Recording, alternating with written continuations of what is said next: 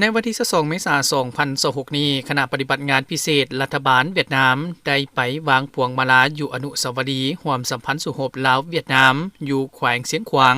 นำโดยสหายพลจัตวาด่วนกวงหัว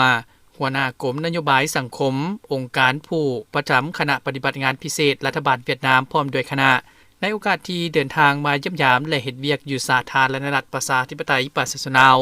มีสหายพันเอกพรมีไสศรีวงศ์ซ้ำหัวหน้ากรมนโยบายกรมใหญ่การเมืองกองทัพของหัวหน้าคณะปฏิบัติงานพิเศษรัฐบาลลาวสหายพลจัตวาวันทองพงสวรรค์หัวหน้าการเมืองกองบัญชาการทหารแขวงเสียงขวางและภาคส่วนที่เกี่ยวข้องเข้าร่วมการวางพวงมาลาอยู่อนุสาวรีย์ร่วมสัมพันธ์สุภพลาวเวียดนามในครั้งนี้ก็เพื่อเป็นการแสดงความเคารพรักความกตัญญูรู้บุญคุณอย่างล้นเหลือถึงคุณงามความดีนำใจต่อสู้อย่างพิราฐานและบ่ยอมจำนนของบรรพบุรุษลาวก็คือบรรดานักรบปฏิวัติ2ชาติลาวและเวียดนามที่ได้เสียสละชีวิตเลือดเนื้อเพื่อภารกิจปฏิบัติอย่างองอาจกล้าหาญ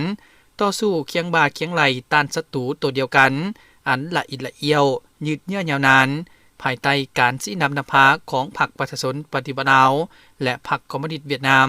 จนสามารถกอบกู้เอาเอกราชและผืนแผ่นดินอันครบถ้วนมาสู่ประชาชนลาวบรรดาเผ่า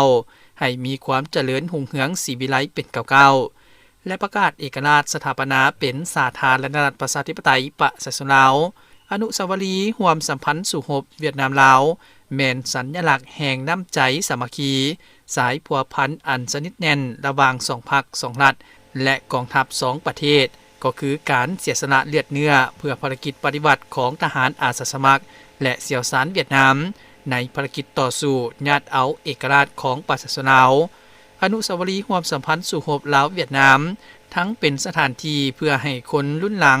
ของ2ประเทศมาเยี่ยมชมและสอกฮู้เกี่ยวกับสายพัวพันมิตรภาพอันยิ่งใหญ่ความสามัคคีแบบพิเศษและการร่วมมือขอบด้านหุ้นส่วนยุทธศาสตร์เวียดนามลาวลาวเวียดนามพร้อมนี้คณะปฏิบัติงานพิเศษรัฐบาลเวียดนามนำโดยสหายพลจัตวาด่วนกวงหัวหัวหน้ากรมนโยบายสังคมองค์การผู้ประจำคณะปฏิบัติงานพิเศษรัฐบาลเวียดนามพร้อมโดยคณะก็ได้ไปจุดธูปไว้อาลัย